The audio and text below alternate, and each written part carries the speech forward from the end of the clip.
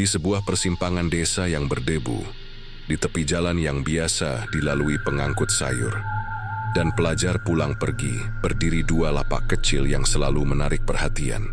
Kedua penjual itu sama-sama menjajakan pakan ayam, pakan burung, dan kandang, barang-barang yang bagi peternak kecil adalah harta sehari-hari. Namun, meski sejenis, ada aura berbeda pada masing-masing lapak. Lapak Gondrong selalu penuh. Namanya pun seperti sudah melekat pada pasar. Gondrong, si penjual yang suaranya lantang, tawarnya cepat, dan senyumannya seperti magnet. Orang-orang dari beberapa desa datang dengan gerobak dan sepeda, memilih pakan dan bertanya padanya seperti pada teman lama. Gondrong tahu cara bicara yang membuat orang percaya. Ia juga pandai memberi diskon kecil pada pengumpul besar, sehingga kabarnya menyebar dari kampung ke kampung. 20 meter dari lapaknya, Udin membuka lapak kecilnya. Tempatnya tak kalah rapi. Tumpukan pakan disusun rapi, kandang-kandang digantung rapi di tiang. Udin orangnya sabar, ramah, tak pernah marah, dan selalu mengucap salam. Namun lapaknya tidak seramai Gondrong. Entah karena posisi, entah karena kebiasaan, orang lebih sering melewati Gondrong. Lama-lama, hal itu menjadi luka kecil di hati Udin. Suatu sore saat angin membawa bau padi dan suara burung pulang, Udin duduk termenung di bangku kayu sambil menghitung receh. Dari jauh ia melihat tawa pelanggan yang sibuk di lapak Gondrong. Matanya berkaca-kaca. Di dalam hatinya timbul rasa cemburu yang tak seperti biasanya. Bukan sekadar keinginan agar usahanya laku, tapi rasa kesepian karena ia tak pernah bisa menandingi keramaian di tempat sebelah. Di benak Udin mulai berkeliaran pikiran-pikiran gelap yang tidak pernah ia ucapkan. Kabar tentang jimat mulai menyusup dari bibir ke bibir. Di pasar kecil itu selalu ada orang-orang yang percaya pada benda-benda mistis, yang bisa membuat dagangan laris, yang bisa menolak marah hewan, yang bisa membuat tetangga terpesona. Sumbernya tak pernah jelas. Ada yang bilang dari kota, ada yang bilang dari orang tuanya teman. Ada juga yang bilang dari seorang dukun yang tinggal di balik bukit. Udin, yang sudah lama merasa terpinggirkan, mendengar kabar itu seperti orang haus mendengar cerita oase. Ia melangkah ke tempat yang disebut orang-orang, rumah dukun yang berbau dupa, rumah yang dipenuhi kertas-kertas bertuliskan tanda-tanda aneh. Dukun itu tua, lompatannya pelan, matanya menyipit. Dalam rumahnya berbaris benda-benda yang membuat tengkuk merinding. Patung kecil, kain hitam, dan cawan-cawan berisi air keruh. Udin duduk berhadapan. Jantungnya berdegup kencang karena malu sekaligus berharap. Ia menguyah kata-kata yang tidak biasa. Memohon agar dukun itu memberinya jimat. Sesuatu yang membuat orang datang ke lapaknya, yang membuatnya tak lagi terlupakan. Dukun itu mendengarkan, lalu tersenyum samar. Jimatnya ada harganya, kata dukun itu. Bukan hanya uang. Ada yang harus kau ikhlaskan. Udin dalam putus asa dan rasa cemburu yang menggerogoti mengangguk cepat. Ia mengeluarkan sedikit tabungannya. Lebih dari yang biasa ia keluarkan. Dan menandatangani aturan-aturan yang tidak semuanya ia pahami. Dukun memberi sebuah kain kecil bertali diikat rapat dan berkata agar Udin menyimpannya di bawah lapak setiap pagi. 2 hari kemudian, sesuatu berubah. Pelanggan yang biasanya lewat di depan lapaknya mulai menoleh. Seorang ibu muda yang biasanya membeli di Gondrong, entah mengapa berhenti dan membeli sebungkus pakan dari Udin. Seorang peternak burung dari desa tetangga yang biasanya hanya singgah sebentar menjadi lama, bertanya hal-hal kecil pada Udin seperti sudah lama kenal. Dalam sekejap, kerumunan kecil tumbuh. Lapak Udin menjadi ramai, dompetnya penuh, senyum di wajahnya mengembang. Kabar tentang jimat itu pun menyebar. Udin dapat jimat, dagangannya laris. Di sisi lain, keramaian di lapak Gondrong menipis. Pelanggan berkurang. Yang datang hanya beberapa orang tetap. Gondrong terheran-heran. Ia melihat dari arah bangkunya, di mana ia biasa memegang timbangan, bahwa orang-orang yang dulu selalu datang, kini lebih memilih Udin. Hari demi hari, jumlah orang yang mampir semakin sedikit. Wajah Gondrong memerah. Di dalam dadanya, rasa cinta pada keramaian berubah menjadi racun yang merayap. Iri hati. Iri hati itu membuat Gondrong gelisah bahkan di malam hari. Di rumahnya, ketika lampu sudah padam dan suara kodok mengisi halaman, Ia memikirkan Udin sampai sulit tidur. Teman-teman di warung berseloroh. Mungkin Udin dapat berkah, tapi bagi Gondrong itu seperti hinaan. Ia mencoba cara-cara wajar, memasang tato-tato kecil di lapaknya, menurunkan harga, tersenyum lebih lebar. Tetapi tak satu pun membuat orang kembali. Semakin ia berusaha, semakin ia merasa kehilangan sesuatu yang tak bisa dibeli lagi. Rasa dihargai. Kemarahan itu membawanya kembali ke jalan yang kelam. Ia mengunjungi dukun yang lain, yang namanya disebutkan dengan bisik-bisik di pasar. Dukun itu berbeda. Lebih dingin, suaranya lembut seperti kabut yang menempel di kulit. Gondrong berbicara dengan nada yang lebih kasar dari biasanya. Ia tak lagi memohon berkah, melainkan menuntut agar saingannya hilang dari jalan itu. Buat Udin pergi, buat orang tak berani lagi mendekat kepadanya, desaknya. Dukun itu menatap Gondrong lama. Setiap permintaan ada akibatnya, kata dukun itu pelan.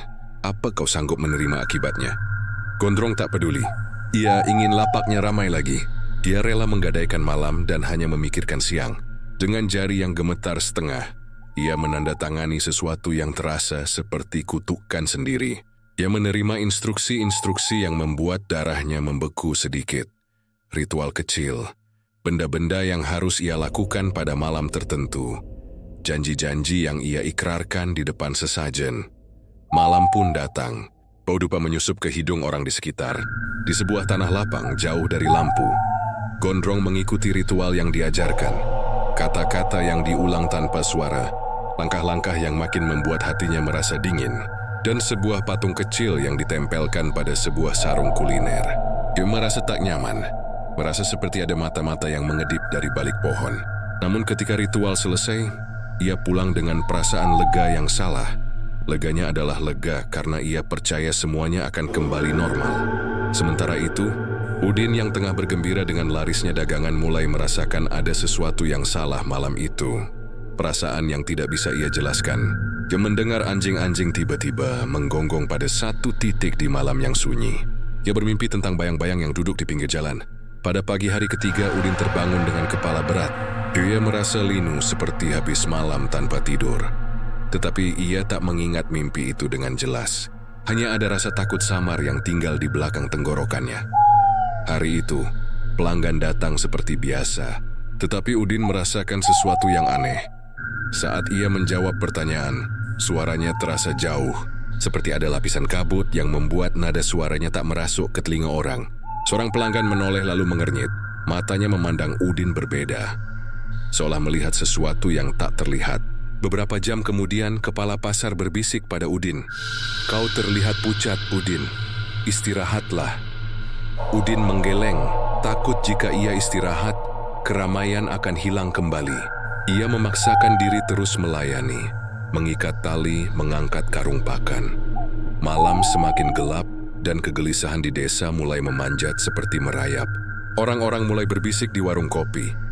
Ada kabar aneh tentang Udin, kata seorang. Katanya ia sering menggigil di tengah malam.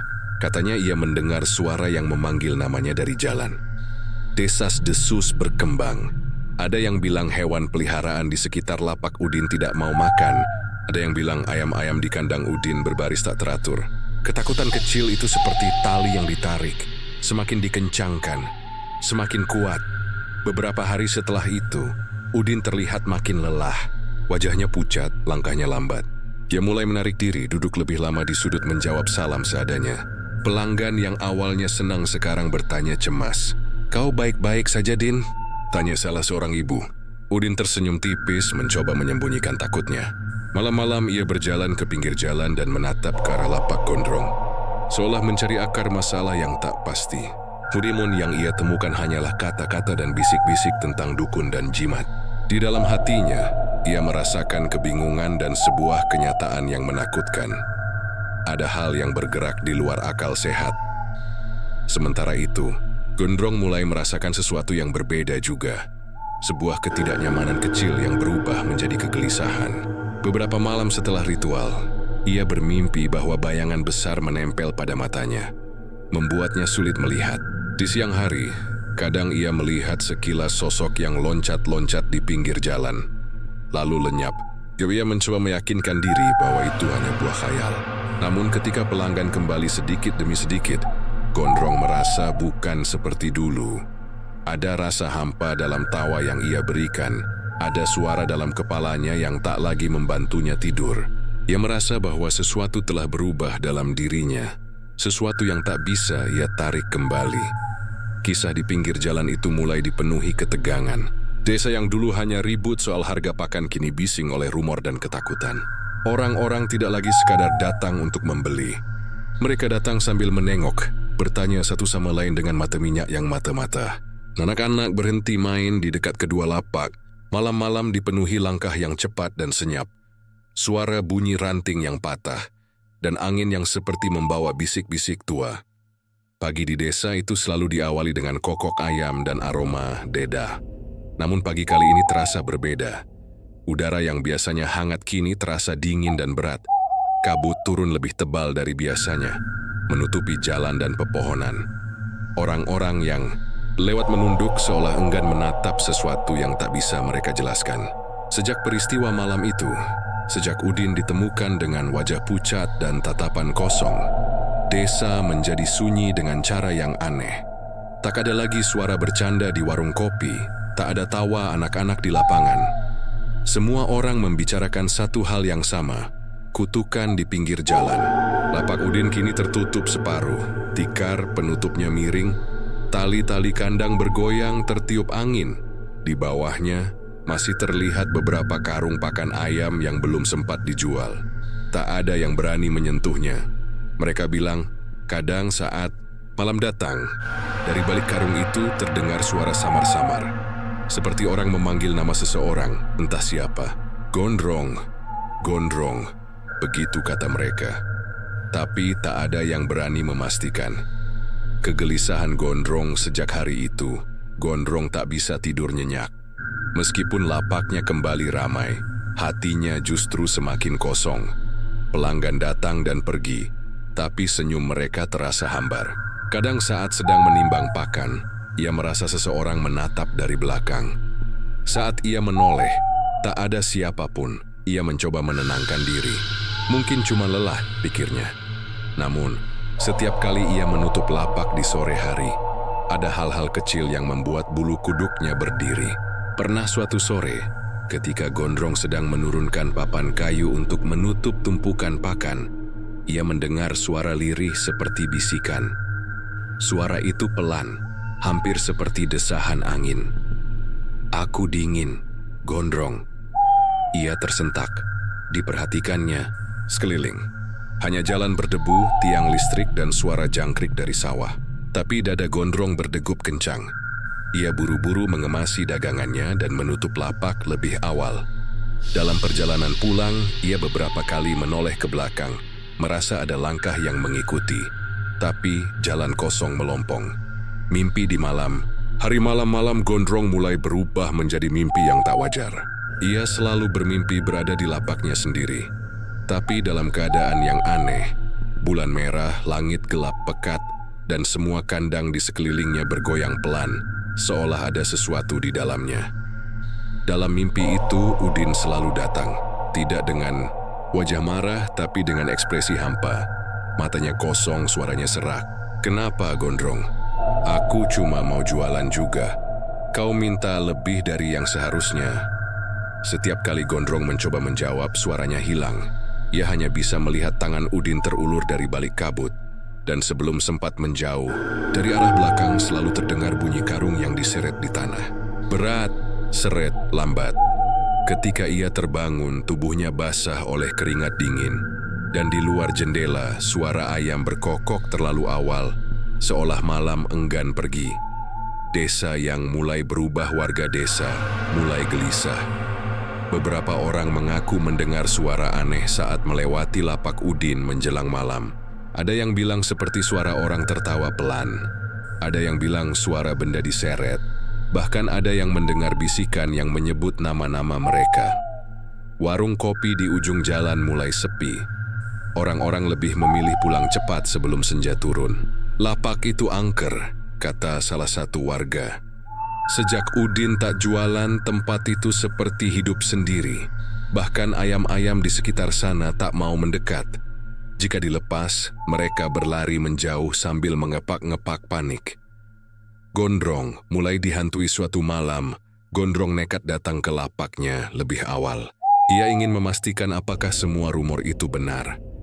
Ia membawa senter kecil dan berjalan di bawah cahaya rembulan yang pucat. Angin berdesir pelan, membawa aroma lembab dari sawah. Ketika ia sampai di lapaknya, semuanya tampak biasa. Sampai ia menyalakan senter ke arah lapak Udin, karung-karung pakan di sana tampak bergeser sedikit, seperti ada sesuatu yang baru saja lewat. Gondrong menatap tajam, mencoba menenangkan diri. Tapi kemudian, perlahan, salah satu karung bergerak. Bukan ditiup angin, bukan digigit hewan, bergerak sendiri. Naik turun perlahan seperti seseorang sedang bernapas di dalamnya. Senter Gondrong bergetar di tangannya. Ia ingin lari, tapi kakinya kaku. Lalu terdengar suara lirih dari dalam karung itu, lembut, tapi sangat jelas. "Gondrong, aku masih di sini." Senter terjatuh, cahaya menyorot tanah. Gondrong berlari sekuat tenaga, tak menoleh lagi sampai tiba di rumah. Sesampainya di sana, ia terduduk lemas, wajahnya pucat seperti kertas. Ia tahu, ia telah melihat sesuatu yang bukan milik dunia ini. Pertanda dan penyesalan sejak malam itu, Gondrong tidak lagi membuka lapak setiap hari. Kadang ia hanya duduk di depan rumahnya, menatap kosong ke arah jalan. Istrinya cemas, tapi Gondrong sulit diajak bicara. Ia mulai berbicara sendiri. Kadang ia menggumam nama Udin berulang-ulang. "Aku nggak mau apa-apa lagi, Din. Aku cuman mau tenang." Suatu pagi, seorang pembeli yang datang ke lapak Gondrong melihat sesuatu aneh. Di papan kayu tempat ia biasa menulis harga pakan, tertulis kalimat dengan arang hitam. Yang mengambil harus mengembalikan. Tulisan itu bukan tulisan tangan Gondrong. Ia tahu betul karena huruf-hurufnya goyah, tak beraturan, seperti ditulis dengan tangan gemetar. Gondrong menatap tulisan itu lama, lalu merobek papan itu dan membakarnya. Tapi keesokan paginya, tulisan yang sama muncul lagi di papan baru. Ia mulai takut dengan lapaknya sendiri. Bisikan dari bayangan malam ketiga setelah kejadian karung itu. Gondrong terbangun karena mendengar seseorang memanggil di luar rumah. Suaranya datar tapi jelas. Gondrong buka pintu. Ia menatap jam. Pukul 2:15. Suara itu terdengar lagi, kali ini lebih dekat. "Gondrong, ayo keluar. Kita sama-sama jualan lagi." Jantungnya berdegup keras. Ia tak berani menjawab. Tapi ketika ia menatap jendela, di kaca yang berkabut itu tampak bayangan seseorang berdiri diam di luar. Tak bergerak, tak bernapas, hanya berdiri sambil menatap. Tubuhnya samar, seperti dilapisi kabut. Gondrong menutup matanya dan berdoa cepat. Tapi suara itu terus terdengar, lembut memanggil. Seperti mengajak kembali ke tempat di mana semua mulai. Kesadaran terlambat keesokan harinya. Gondrong pergi ke rumah dukun yang dulu menolongnya. Tapi ketika ia sampai di sana, rumah itu sudah kosong. Pintu terbuka, abu dupa berserakan di lantai, dan di tembok belakang hanya tertinggal satu kalimat yang ditulis dengan arang. Yang menukar dengan nyawa akan ditagih dengan nyawa. Gondrong jatuh terduduk. Ia sadar permintaannya tidak pernah hanya tentang saingan bisnis. Ia telah membuka sesuatu yang lebih tua dan lebih lapar dari sekadar dendam manusia. Ia kembali ke rumah dengan langkah gontai, membawa rasa bersalah yang berat. Sejak hari itu, ia tak pernah lagi membuka lapaknya di siang hari. Tapi warga desa bersumpah bahwa kadang menjelang tengah malam, terlihat sosok Gondrong duduk di depan lapak yang sudah tertutup, menatap ke arah lapak Udin yang kosong. Kadang, terdengar ia berbicara sendiri, seolah menjawab seseorang yang tak terlihat. Akhir bab 2 desa itu kini menjadi sunyi sepenuhnya. 2 lapak di pinggir jalan dibiarkan kosong, tapi tak ada yang berani membongkarnya. Orang-orang bilang, jika lewat terlalu malam, kadang terlihat 2 sosok duduk bersebelahan. Satu mengenakan baju lusuh, satu lagi memakai ikat kepala yang sudah usang. Mereka tak berbicara, hanya menatap jalan yang sepi, menunggu sesuatu yang tak pernah datang. dan dari kejauhan setiap kali angin malam lewat membawa aroma pakan ayam yang basi, terdengar bisikan yang sama, berulang-ulang, seolah dari tempat yang sangat jauh namun begitu dekat. Yang iri akan kehilangan, yang tamak akan dihantui. Malam menutup cerita itu dengan sunyi yang panjang, seolah seluruh desa menahan napas, takut membangunkan sesuatu yang belum benar-benar pergi. Desa itu seolah berada di bawah selimut malam yang tak pernah benar-benar terangkat. Setelah kejadian yang membuat Udin tak bernyawa lagi dan Gondrong tenggelam dalam penyesalan, desas-desus tentang dukun dan jimat makin meluas. Namun sedikit sekali orang yang benar-benar tahu asal-usul dukun-dukun yang datang dari balik bukit. Mereka hanya tahu nama-nama melalui bisik-bisik atau lewat cerita lama yang disampaikan dengan suku kata patah di warung kopi. Di bab ini, kita menelusuri akar yang lebih tua, asal jimat, asal dukun, dan apa yang sebenarnya diminta ketika manusia menyerahkan sesuatu demi keuntungan. Ceritanya bermula pada seorang wanita tua yang tinggal di ujung desa, yang dulu pernah menolak tawaran sejenis, dan selamat hanya karena ia menolak. Si nenek penenun dan kisah kain hitam Nenek Karti, begitu nama orang-orang menyebutnya, tinggal di rumah reot berlantai tanah, dikelilingi kebun singkong dan 2 pohon pisang yang malas. Ia tak banyak bicara, rambutnya sudah putih dan tangannya selalu ada pada alat tenun. Nenek Karti diketahui turun-temurun menenun kain yang dipercaya beberapa orang dapat menolak hal-hal jahat, bukan karena sihir langsung, tetapi karena ia memakai doa yang sederhana dan kerja keras yang tak pernah berhenti. Suatu sore ketika kabut menebal, seorang anak lelaki pembawa air berlari ke rumah Nenek Karti. Ia membawa berita tentang Udin dan Gondrong, tentang dukun yang datang, tentang karung yang bergerak sendiri. Anak itu gemetar. Nenek, mereka bilang dukun itu dari bukit. Mereka bilang jimat itu murah, tapi harganya besar. Nenek Karti menatap jauh, matanya seperti mengingat sesuatu yang lama. Dia memanggil anak itu masuk, menutup pintu kayu lalu menyuruhnya duduk. Dari dalam laci, ia keluarkan selembar kertas lusuh bertuliskan simbol-simbol sederhana. Bukan simbol hitam yang rumit, tetapi coretan-coretan yang biasa dipakai masyarakat lama untuk menandai tempat aman. Dengar, katanya pelan, ada urutan-urutan yang tak boleh diremehkan. Orang asing saksi sesuatu, seringkali tak tahu apa yang dipanggilnya. Ia bercerita tentang kenalannya, seorang pemuda yang dulu menggoda nasib dengan menjual tanah pusaka untuk membeli barang-barang cepat kaya. Pemuda itu datang ke dukun yang sama.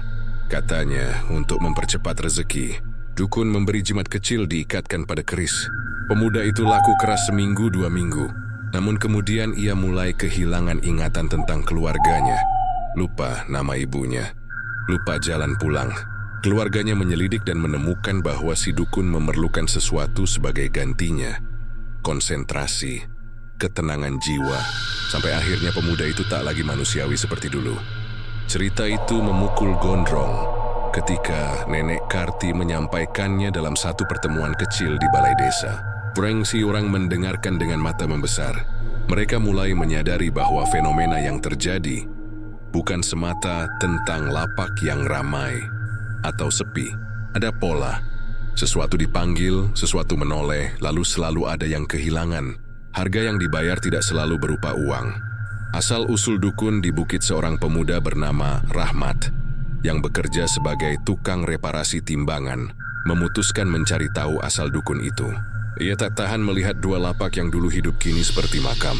Dengan senter dan kantong kecil berisi rokok, ia menyusuri jalan setapak yang mengarah ke bukit pada pagi buta. Saat kabut belum menutup jejak, perjalanan ke bukit itu penuh sunyi. Di sela-sela pohon, Rahmat menemukan jejak-jejak kecil. Bekas kaki yang seolah bergandengan dengan bekas cakar yang tak wajar. Bahkan ketika ia mengumpulkan keberanian untuk panggil, suara burung malam pun seketika hening. Di kaki bukit ada rumah batu yang tampak sudah lama tak dihuni. Di pintu depan, tergantung kain hitam dan lambang-lambang yang membuat perut Rahmat mual. Saat ia mengendap ke jendela, ia melihat ruang tengah yang dipenuhi benda-benda aneh. Patung kecil, serpian cermin, dan beberapa paku yang disusun melingkar.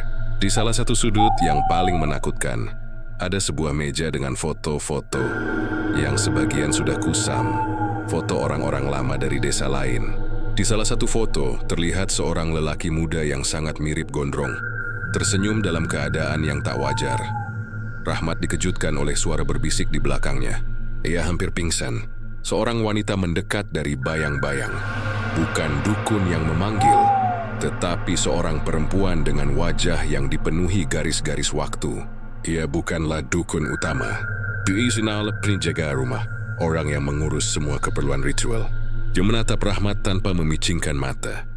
Apa kau ingin tahu alasan orang datang kemari? Suaranya serak tapi jelas. Rahmat tergagap lalu mengiyakan. Wanita itu bercerita pelan tentang akar yang lebih tua dari sekadar desa ini. Perjanjian lama menurut cerita wanita itu.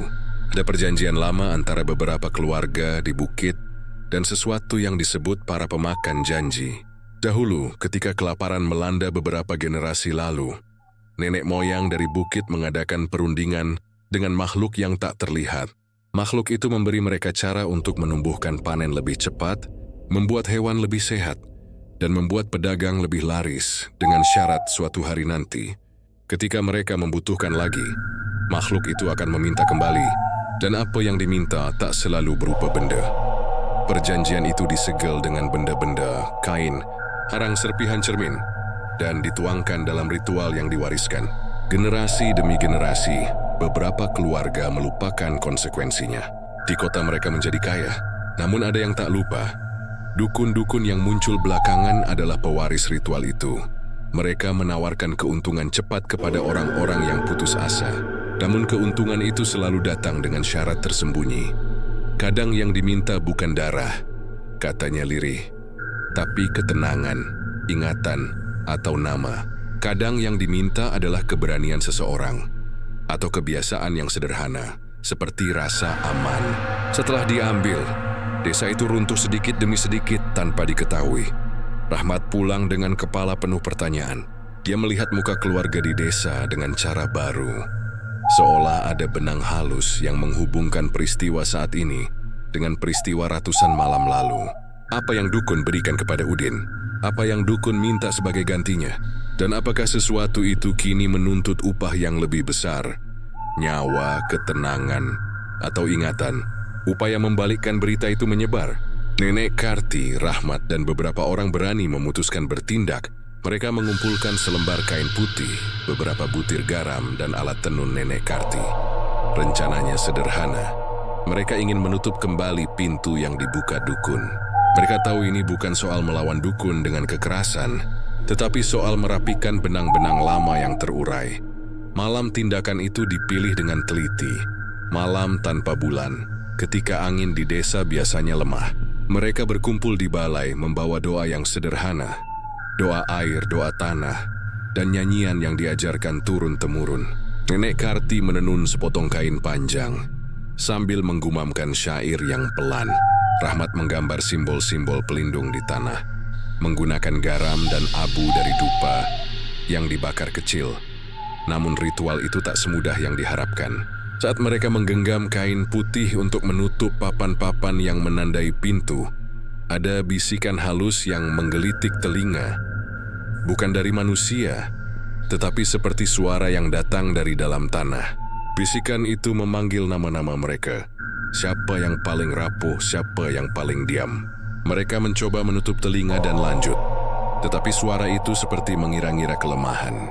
Seorang dari mereka hampir menangis ketika ia mendengar suara anaknya memanggilnya dari kejauhan. Padahal anak itu jauh di rumah.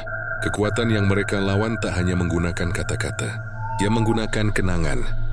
Nenek Karti menepuk tangan, menahan suara, dan berkata pelan, "Jangan beri jawab. Jangan menyambut panggilan. Kita tenangkan napas, ucapkan doa, dan biarkan jaring ini menutup." Mereka berpegangan tangan, menyanyikan lagu pelan, menaruh kain putih di antara tanda-tanda yang ada, dan menaburkan garam. Untuk sekejap udara menjadi berat. Rasa dingin menyapu, tetapi gosongan harumnya menghilang. Seolah ada napas besar yang dihembuskan mundur. Ketika ritual selesai, ada desah bersama. Mereka merasa ada sesuatu yang terlepas, seperti tekanan di kepala luruh. Namun tidak ada yang berani menyatakan bahwa semuanya selesai. Rahmat tahu, perjanjian lama itu tak bisa dibatalkan hanya dalam satu malam. Ia hanya menutup lubang yang bocor, sementara akar yang dalam masih tetap di tanah. Konsekuensi yang baru beberapa hari setelah ritual, suasana desa berubah sedikit. Suara angin kembali wajar, anak-anak berani bermain sedikit lebih lama di lapangan. Namun ada hal-hal kecil yang tak kembali. Misalnya, beberapa orang kehilangan mimpi manis mereka. Beberapa keluarga merasa ada yang menghilang. Bukan barang tapi kenangan kecil, seperti rasa aman, keceriaan waktu makan bersama, atau keberanian untuk berbicara di muka umum. Bahkan beberapa sapi di beberapa desa tetangga tiba-tiba menolak makan. Bukan karena sakit, tetapi seperti menolak sesuatu yang tak terlihat. Hal-hal ini tidak bisa diabaikan sebagai kebetulan. Gondrong, yang awalnya lega saat lapaknya kembali sedikit ramai, merasakan kehilangan yang lebih mendalam. Ia sering lupa nama makanan yang biasa ia jual. Suatu hari ia berdiri di depan timbangan, menatap kosong, tidak tahu kenapa ia menimbang. Wajahnya terlihat lebih tua. Ia menyadari, perlahan, bahwa apa yang ia tukarkan ketika merajuk pada dukun adalah sesuatu yang mahal. Waktu tenang dalam hidup, kemampuan untuk tidur tanpa mimpi yang menghantui. Di sisi lain, desa belajar sesuatu yang pahit, bahwa jalan pintas akan selalu meninggalkan jejak. Mereka mulai menutup jarak antara satu sama lain dengan lebih hati-hati. Di warung kopi, orang bicara rendah tentang beberapa bulan telah berlalu sejak ritual penutupan yang dilakukan Nenek Karti dan Rahmat. Desa itu tampak lebih tenang dari luar, tetapi di dalamnya ada semacam kesunyian yang berbeda. Tidak lagi karena takut, melainkan karena menunggu sesuatu yang tak mereka pahami. Malam-malam mulai terasa lebih panjang. Ayam berkokok terlambat, suara jangkrik seolah hilang lebih cepat, dan angin yang biasanya lembut dari arah bukit kini membawa aroma tanah basah bercampur kemenyan yang samar. Penduduk desa merasa sesuatu belum benar-benar berakhir, dan mereka tidak salah. Kembalinya bayangan suatu malam, Gondrong duduk di depan rumahnya menatap jalan sepi yang menuju ke lapak tuanya. Yogi sudah jarang menjual pakan lagi. Kini ia lebih sering membantu warga, memperbaiki pagar, memperbaiki kandang, membersihkan saluran air. Namun dalam hatinya, ada satu hal yang tidak bisa ia hapus. Mimpi. Setiap kali tidur, ia bermimpi sama. Ia berdiri di tengah jalan, di antara dua lapak yang dulu bersaing, dan melihat kabut tebal menggulung dari arah bukit. Dari kabut itu, terdengar langkah-langkah berat seperti kaki seseorang menyeret sesuatu di tanah. Ini tak bisa lari, tak bisa bicara, hanya mendengar satu suara memanggil pelan. Gondrong. Kejanji belum ditepati, lalu ia selalu terbangun dengan dada sesak, keringat dingin, dan bisikan di telinganya yang masih terasa nyata meski ia sudah membuka mata. Pertanda dari sawah pagi berikutnya, Rahmat datang dengan wajah tegang. Ia membawa kabar. Di sawah belakang desa, tanah di beberapa tempat terangkat seperti baru digali, tetapi tidak ada bekas cangkul atau jejak manusia. Ketika warga pergi melihat, mereka menemukan tanah yang merekah dengan bentuk aneh, melingkar seperti bekas telapak besar. Di tengah lingkaran itu tumbuh jamur-jamur hitam kecil yang belum pernah mereka lihat sebelumnya. Nenek Karti datang, menatap tanah itu lama. Ia tidak bicara sepatah kata pun, hanya menabur sedikit garam dan berdoa pelan. Setelah beberapa menit ia berkata lirih, "Itu tanda." Bukit belum puas, warga saling pandang. Beberapa mulai berbisik lagi, ketakutan lama muncul ke permukaan. Gondrong yang berdiri di belakang menunduk. Yui still demonstrasi sendiri hubungannya dengan dirinya. Panggilan malam-malamnya, Gondrong tak bisa tidur. Ia mendengar sesuatu di luar. Suara langkah pelan di halaman, seperti orang berjalan tanpa alas kaki. Ia mencoba mengintip lewat jendela, tapi yang terlihat hanya kabut tipis yang menempel di kaca. Ketika ia membuka pintu, angin malam langsung masuk, dingin menusuk. Tak ada siapa-siapa di luar, hanya jalan yang kosong dan lampu minyak di kejauhan. Tapi sebelum ia menutup pintu, ia mendengar suara dari arah lapak lamanya. "Gondrong, ikut aku ke bukit." Suaranya pelan, serak, tapi jelas. Seperti suara seseorang yang ia kenal. Udin. Tubuh Gondrong kaku. Ia ingin menjerit tapi suaranya lenyap di tenggorokan. Dalam pandangan kabur, ia melihat sosok samar berdiri di jalan. Tubuhnya kurus, matanya kosong, dan bayangannya tak menyentuh tanah. Sosok itu perlahan berjalan ke arah bukit, lalu menghilang di balik kabut. Rahasia di balik batu keesokan harinya, Gondrong datang ke rumah Nenek Karti dengan mata merah dan wajah pucat. Yurisha menceritakan apa yang ia lihat. Nenek Karti mendengarkan tanpa memotong. Setelah diam sejenak, ia mengambil sebuah kotak kayu kecil dari lemari tua. Kotak itu berdebu, tapi tertutup kain putih bersulam benang merah. Ini bukan pertama kalinya, kata Nenek Karti lirih. Dulu, sebelum kau lahir, sudah pernah ada yang memanggil sesuatu dari bukit. Ia juga didatangi bayangan sama seperti kau. Ia membuka kotak itu perlahan. Di dalamnya ada batu kecil berbentuk bulat dengan garis melingkar di tengah, seperti mata.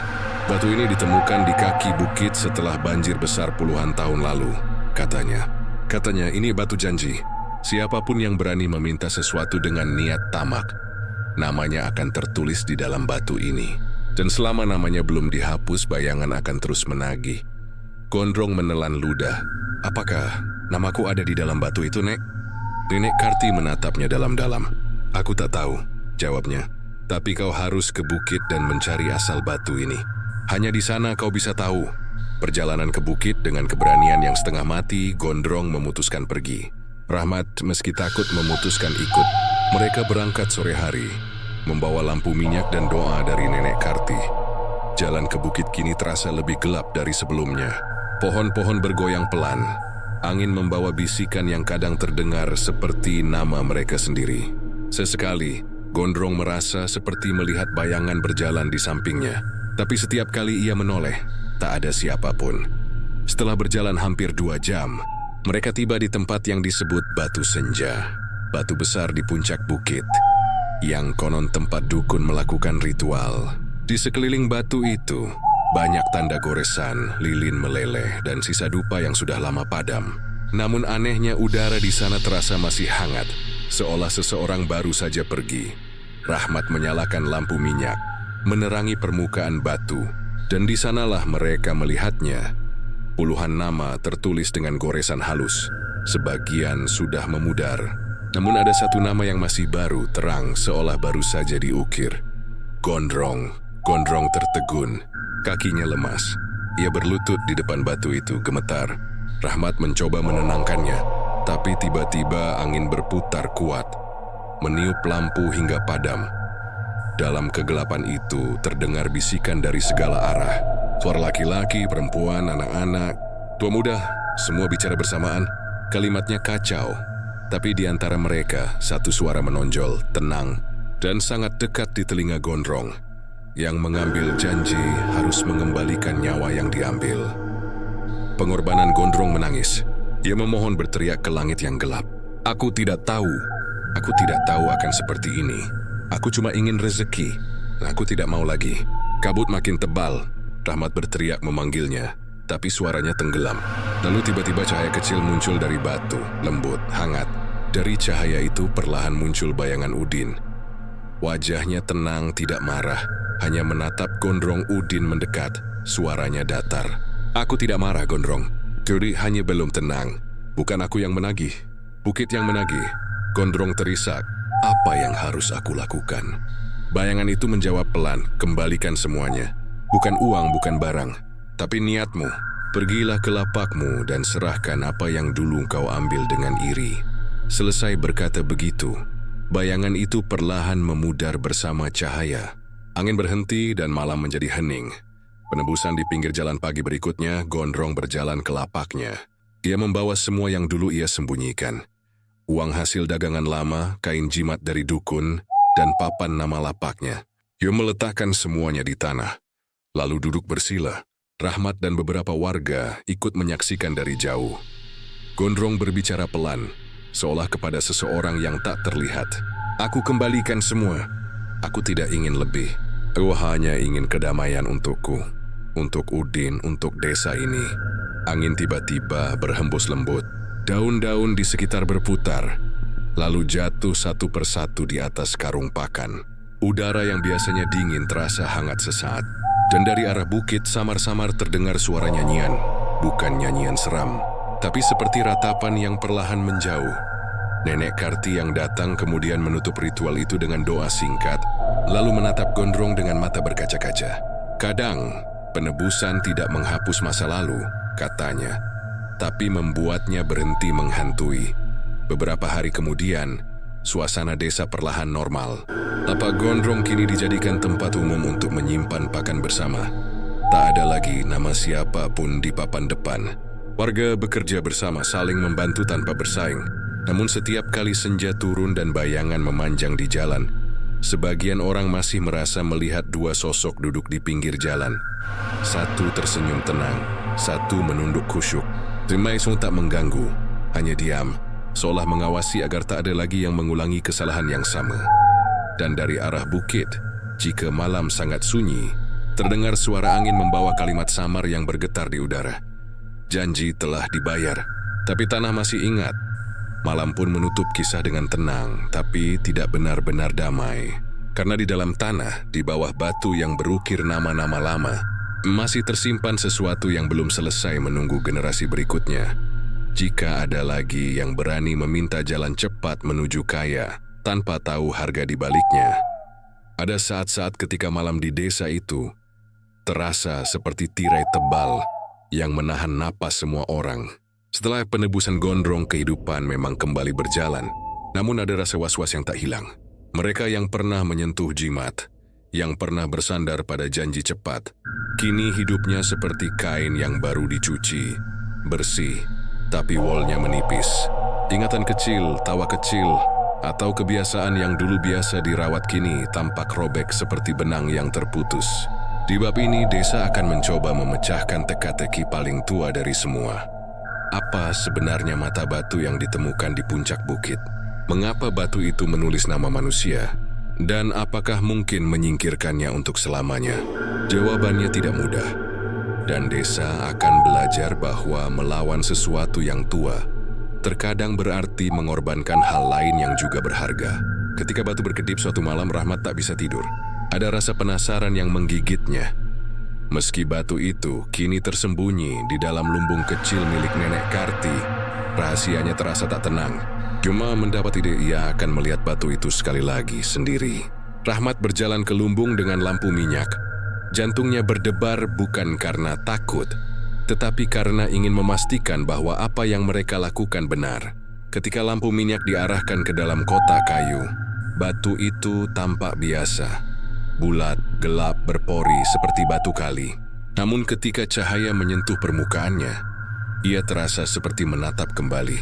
Ada pantulan yang tidak biasa, seperti dua titik kecil yang hidup berkedip samar. Rahmat menunduk. Di permukaan batu, memang ada lekukan-lekukan halus yang menata seperti lingkaran-lingkaran mata. Seketika ia merasa seperti sedang dipantau. Ia menggenggam batu itu sejenak.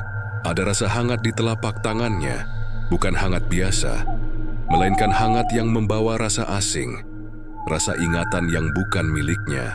Ia melihat bayangan kilas, meja batu di puncak bukit, suara mantera yang sudah lama, sebuah tangan yang menulis nama seseorang dengan sesuatu yang tak terlihat. Rahmat tercekat. Ia menaruh batu itu kembali dengan tangan gemetar dan menutup kotak. Keesokan harinya ia memberitahukan temuannya pada Nenek Karti dan beberapa orang tua di desa. Batu itu melihat, katanya sunyi.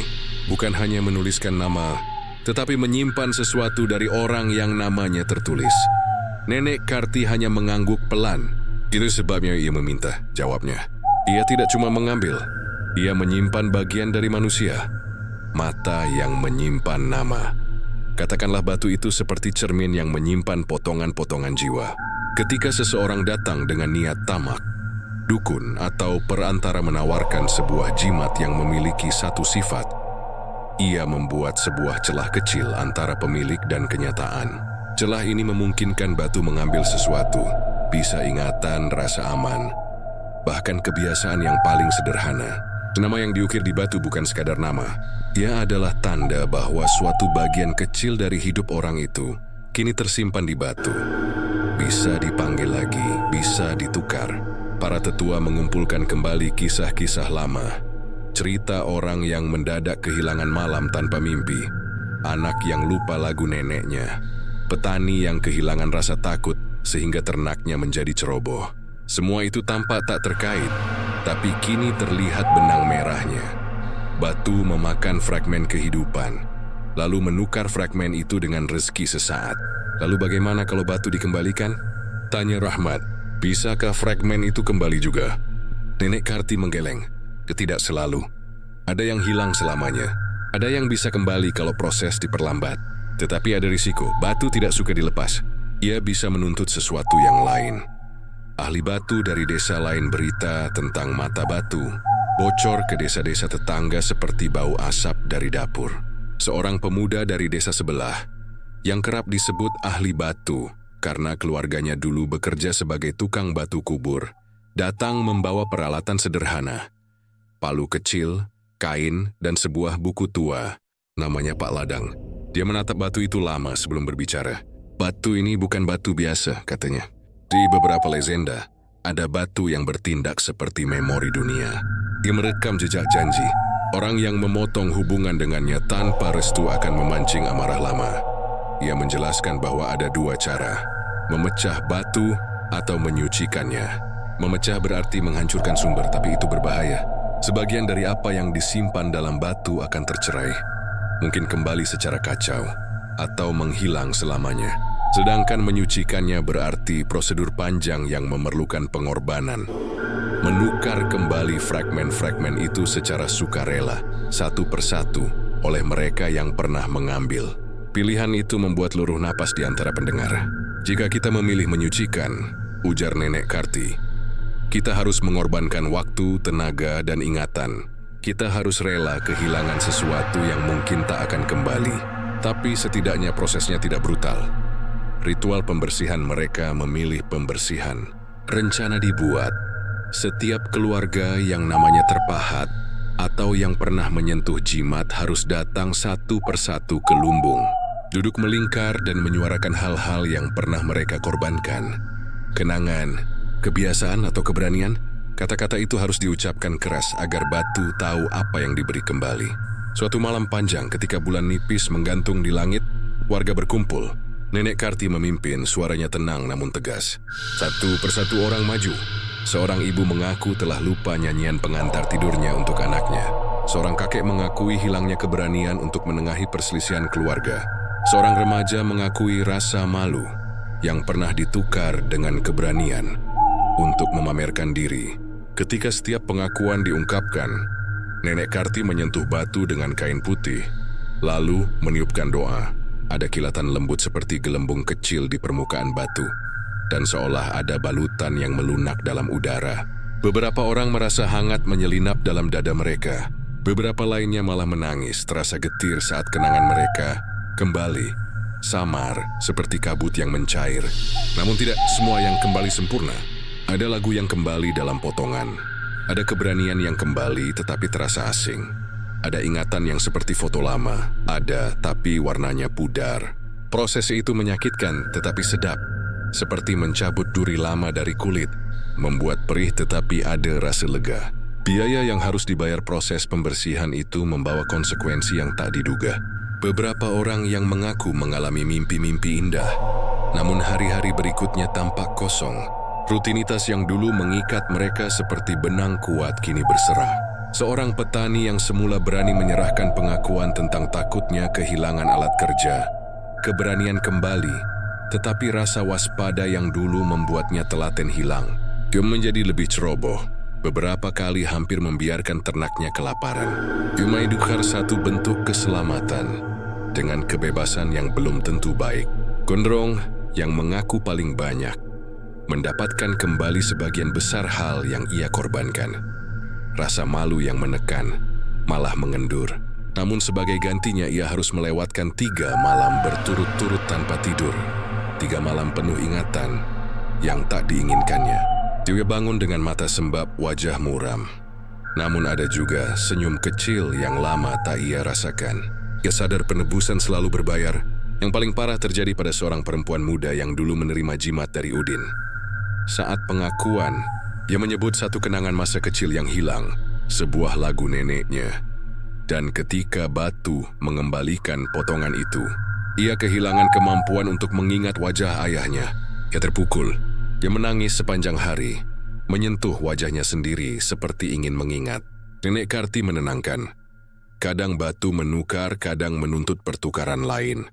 Kita tidak bisa menuntut keajaiban tanpa konsekuensi. Penghapusan nama. Setelah berminggu-minggu pembersihan, Batu menjadi lebih tenang. Lekukan-lekukan itu tampak kurang berkedip. Pada suatu pagi, ketika kabut tipis masih menggantung, Nenek Karti membawa Batu ke puncak bukit. Bukan untuk melemparkannya, tetapi untuk menghadapnya pada tempat asalnya. Di sana Rahmat dan beberapa orang tua menaburkan garam, menyalakan dupa dan membaca doa yang lambat. Nenek Karti menempatkan Batu pada batu besar di puncak, lalu menutupinya dengan kain putih yang telah diolah. Mereka menyanyikan lagu lama, memberi Batu sebuah nama yang baru. Bukan mata lagi, melainkan penjaga. Dalam ritus penutupan itu, satu persatu nama yang tertulis di Batu mulai memudar. Bukan karena dihapus, tetapi karena dicabut. Bukan oleh kekuatan Batu, melainkan oleh orang-orang yang telah mengakui dan menerima akibatnya. Ketika matahari naik, Batu tampak tak lagi memantulkan mata. Jenuhari biswa, panupesa. Namun warga tahu, Batu mungkin telah berubah, tapi ingatan tanah tidak akan pernah sepenuhnya lupa. Mereka telah mengurangi ancamannya, bukan menghapusnya. Akhir yang tidak sempurna desa kembali normal, dalam arti yang rapuh. Anak-anak kembali bermain sampai hampir senja. Warung kopi hidup lagi, obrolan kecil mengalir seperti air. Namun setiap kali angin meniup dari arah bukit, ada desah tipis di antara daun, seperti bisikan peringatan. Gondrong, yang kini lebih pendiam, sepertinya menahan sesuatu, sering duduk di depan lapak lama, memandang jalan. Kadang ia melambai kepada orang lewat, namun matanya selalu agak jauh, seolah masih menatap sesuatu yang tak semua orang bisa lihat. Rahmat kembali menata timbangan di warung, dan Pak Ladang kembali ke desa sebelah, membawa cerita Batu itu seperti pelajaran. Nenek Karti menenun lebih banyak kain, kadang menukar satu kain untuk mengajarkan doa pada anak-anak. Dia tahu bahwa generasi baru harus mengerti harga jalan pintas. Jimat dan batu, katanya suatu kali pada sekelompok bocah, bukan peluru yang bisa menembus masalah. Mereka adalah cermin, dan cermin kadang memantulkan apa yang kita takutkan di dalam diri sendiri. Desa itu sudah hampir lupa rasanya takut. Sejak Batu di puncak bukit disucikan, kehidupan berjalan seperti semula. Orang kembali tertawa di warung kopi, ayam berkokok setiap pagi, anak-anak bermain sampai matahari hilang di balik sawah. Namun sebagaimana luka lama, sesuatu yang pernah berdarah tidak pernah hilang sepenuhnya. Ia hanya mengering di permukaan, menyimpan sisa di dalam. Di balik keseharian yang tampak tenang, ada bisikan yang mulai muncul lagi. Bukan dari bukit, bukan dari batu. Kali ini dari tempat yang lebih dekat, dari dalam diri manusia sendiri. Mimpi Gondrong yang kembali gondrong sudah lama tidak bermimpi buruk. Tapi pada malam ke-40 setelah ritual penyucian Batu, mimpi itu datang lagi. Ia berdiri di lapaknya, sama seperti dulu, tapi semuanya tampak berwarna abu-abu. Jalan sepi, tidak ada suara ayam, tidak ada suara angin. Hanya suara detak jam yang entah dari mana. Lalu di ujung jalan, tampak sosok berjalan perlahan, membawa sesuatu di tangannya. Gondrong tahu sosok itu, Udin. Tapi wajahnya kali ini tidak marah, juga tidak kosong. Ia tersenyum samar. Kau sudah bebas, Gondrong. Tapi desa ini belum. Gondrong ingin bertanya, tapi mulutnya kaku. Tiba-tiba tanah di bawah lapaknya retak. Dari dalam retakan itu, muncul cahaya merah samar dan sesuatu seperti akar atau urat menjalar keluar perlahan, melingkari kakinya. Udin menatapnya dan berbisik pelan. Batu itu sudah mati, tapi mata lain telah terbuka. Gondrong terbangun dengan tubuh gemetar. Keringat dingin menetes di pelipis. Ia menatap ke arah jendela. Dan di kaca buram yang berembun, ia melihat sesuatu yang menakutkan. Di sana samar-samar terlihat bekas cap jari berbentuk mata. Seolah seseorang menatap dari balik kaca. Tanda-tanda di desa beberapa hari kemudian. Hal-hal aneh mulai terjadi lagi. Ayam-ayam milik warga tiba-tiba tak mau makan. Hanya menatap kosong ke tanah. Air sumur di dekat lapak lama berubah sedikit keruh meski tidak berbau. Dan pada malam-malam tertentu, Warga yang lewat di jalan itu mendengar suara aneh. Bukan bisikan manusia, melainkan suara seperti sesuatu yang menggesek tanah perlahan. Nenek Karti yang sudah renta dipanggil lagi oleh warga. Sinking Haibosing sebagai menatap lapang itu lama. Wajahnya muram. Kita memang sudah menenangkan batu, katanya pelan. Tapi kita tidak menenangkan yang tinggal di bawahnya. Rahmat yang kini membantu Gondrong berjualan kecil-kecilan terkejut. Di bawahnya? Maksudnya, masih ada sesuatu di tanah itu, Nek? Nenek Karti mengangguk pelan. Batu hanyalah wadah, tapi sumbernya tanah itu sendiri. Ada sesuatu yang lebih tua dari batu. Ia bukan jimat, bukan dukun. Ia nafas tanah. Rahasia tanah tua malam itu Nenek Karti bercerita tentang legenda lama yang nyaris terlupakan. Dulu jauh sebelum desa berdiri, tempat itu hanyalah tanah kosong dengan bukit dan sungai kecil. Beberapa pengelana dari utara datang, membawa batu aneh dari tempat jauh. Batu yang mereka percaya bisa menyimpan doa. Namun doa yang terlalu banyak menumpuk berubah menjadi suara. Suara itu lama-kelamaan hidup dan menjadi penjaga tanah. Penjaga itu tidak jahat, kata Nenek Karti. Ia hanya meniru niat manusia. Kalau manusia datang dengan niat baik, ia menjaga. Tapi kalau datang dengan iri, tamak, atau kebencian, ia menirunya juga. Ia belajar dari hati kita. Gondrong menunduk meremas tangannya. Ia sadar, selama ini tanpa disadari dialah yang pertama mengajarkan makhluk itu arti iri. Kembali ke lapak lama. Karena tak ingin desa dihantui lagi, Gondrong memutuskan untuk menghadapi semuanya sendiri.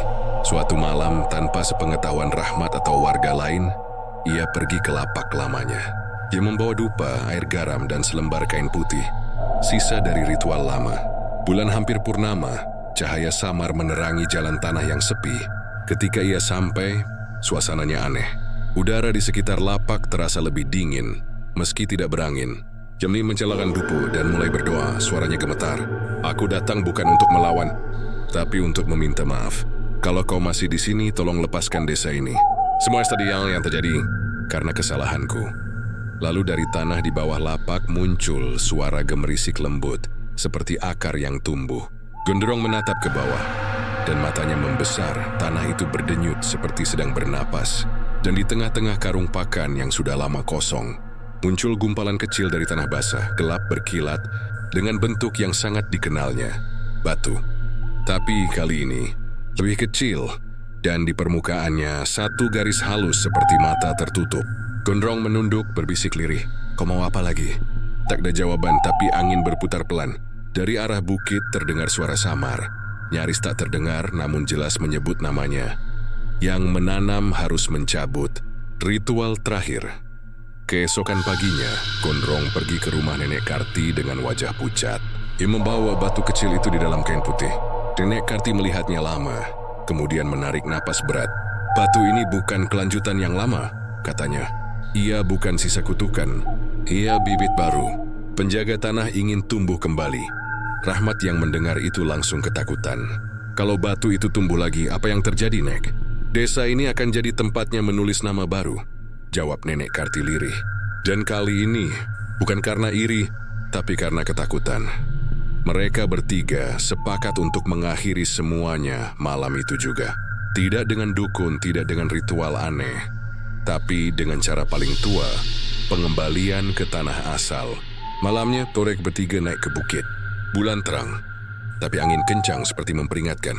Mereka menggali lubang kecil di dekat batu besar tempat nama-nama dulu tertulis. Nenek Karti memegang batu kecil itu, menatapnya lama. Kami kembalikan engkau kepada tanah. Jangan lagi mencatat manusia, cukup jaga akar dan air.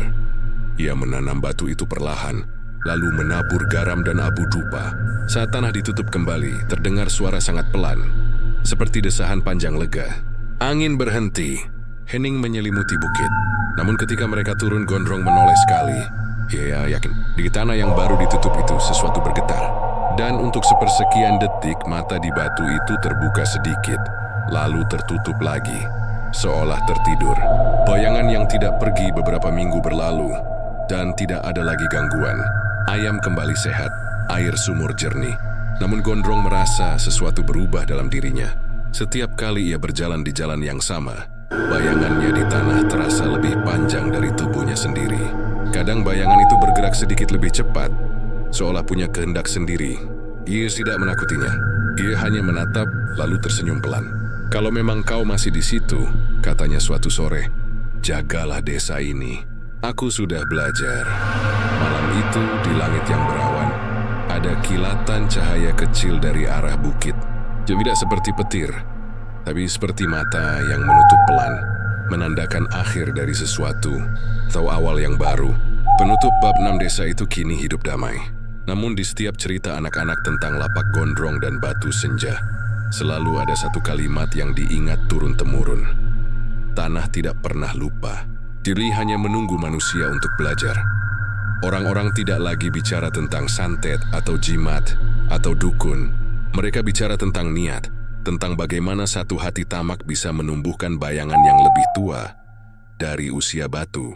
Dan setiap kali angin membawa bau pakan ayam yang lembut dari pinggir jalan, warga tahu penjaga itu masih ada, diam, menatap.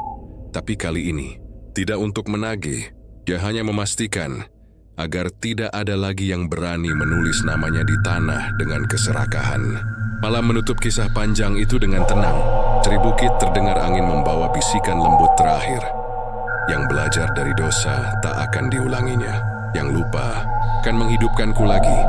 Dan di balik langit yang gelap, entah di mana sesuatu tertidur di bawah tanah, menunggu manusia berikutnya yang lupa akan pelajaran itu. Apakah kamu ingin aku lanjutkan ke bab 7, yang akan menjadi penutup besar, menggambarkan generasi baru di desa itu dan bagaimana legenda batu senja menjadi kenyataan kembali dalam bentuk yang lebih halus dan modern, dengan suasana misteri dan pesan moral yang dalam? Bertahun-tahun sudah berlalu sejak kejadian itu. Desa kecil di pinggir jalan yang dulu dikenal angker kini telah berubah. Lapak gondrong masih berdiri, tapi sudah tak lagi menjual pakan ayam. Anaknya, Bagas, kini mengubahnya menjadi toko modern kecil bernama Senja Feed and Farm. Lengkap dengan papan bercahaya dan cat biru muda. Bagas tidak tahu banyak tentang masa lalu ayahnya.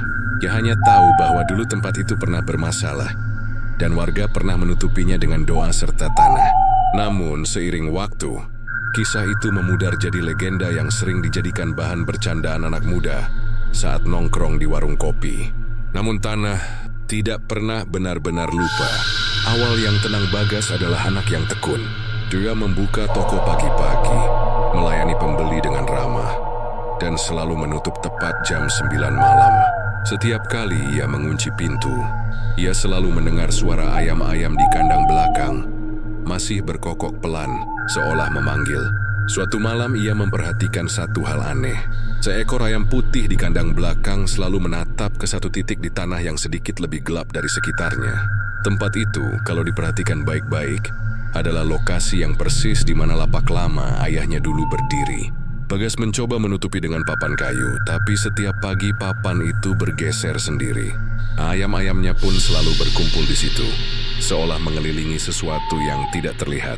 Awalnya Bagas tidak peduli, tapi suatu malam ia mendengar suara seperti detak halus dari dalam tanah.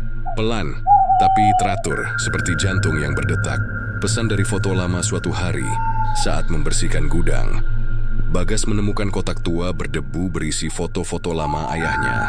Di salah satu foto, ada gambar gondrong muda berdiri di depan lapak dengan senyum lebar. Namun di belakang gondrong, di tanah dekat kakinya, tampak bayangan aneh. Bukan bayangannya sendiri. Bayangan itu melengkung seperti sosok tinggi dengan kepala menunduk. Bagas merinding. Dia membalik foto itu, dan di belakang tertulis tulisan tangan ayahnya. "Jika bayanganmu bukan milikmu, jangan berpaling. Kelly hanya ingin tahu apakah engkau masih sama." Bagas tidak mengerti maksudnya, tapi malam itu ia bermimpi. Mimpi batu senja. Dalam mimpinya ia berdiri di tengah ladang luas. Langit berwarna jingga, matahari belum benar-benar tenggelam, senja yang ganjil. Di tengah ladang itu berdiri sebuah batu hitam kecil, sama seperti yang sering diceritakan orang-orang dulu.